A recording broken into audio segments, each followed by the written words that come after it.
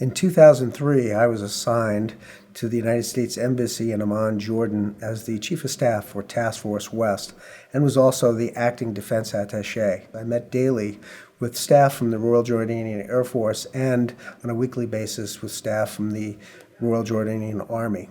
As a result of those contacts, I made a close friendship with some of the senior leaders in the Jordanian military, including His Royal Highness Prince Faisal bin Al Hussein. During the Aqaba Peace Summit and follow-on planning for the Falcon Air Meet, I had conversations with Prince Faisal about the State Partnership Program.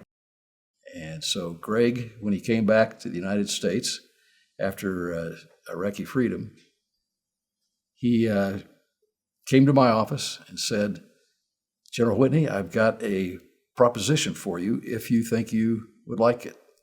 He said, "We have a possibility of establishing a state partnership program with Jordan. Prince Faisal is very supportive of that."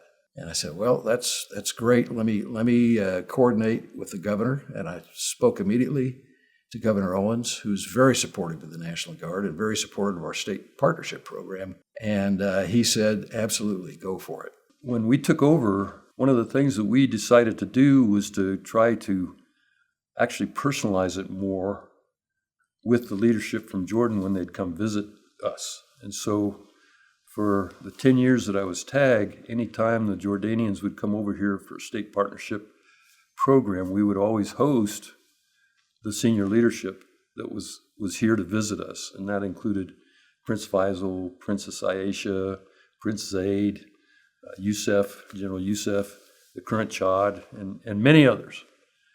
And from that perspective, I think what that did for the partnership was it formed a trust basis that, to me, is unmatched by other state partners.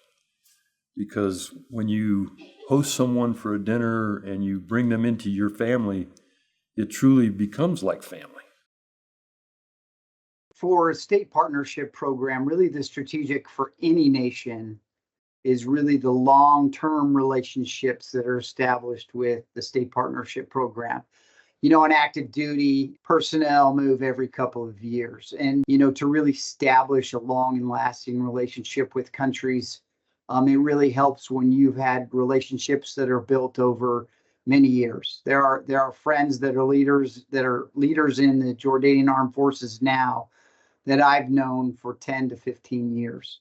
And those type of relationships really help on the strategic mindset or the strategic set of things, because when they're having issues, they can call you and say, "Hey, we're having a problem here. Can you help us with whatever it is?"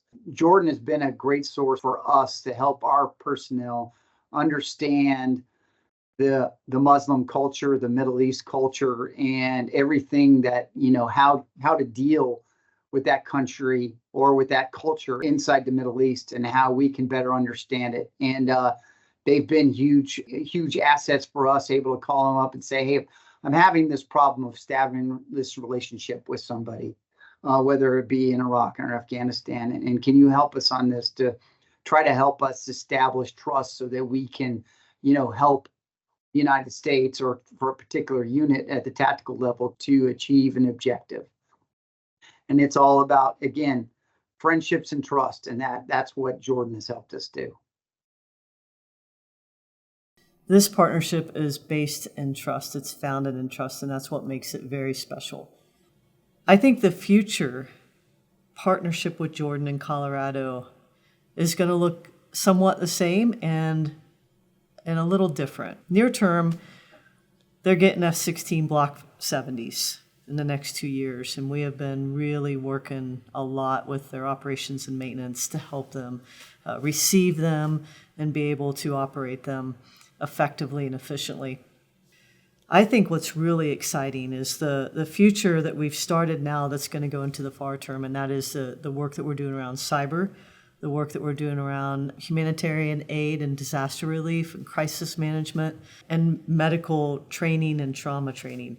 Those, I think, are going to take us into the future to the point where we can really connect civilian to civilian sectors between Colorado and Jordan. And that's what's exciting to me, is that this partnership will go beyond just the military partnership that we've worked so hard, but I think that the civilian sector is going to enjoy the partnership that's been built over the last 20 years as well.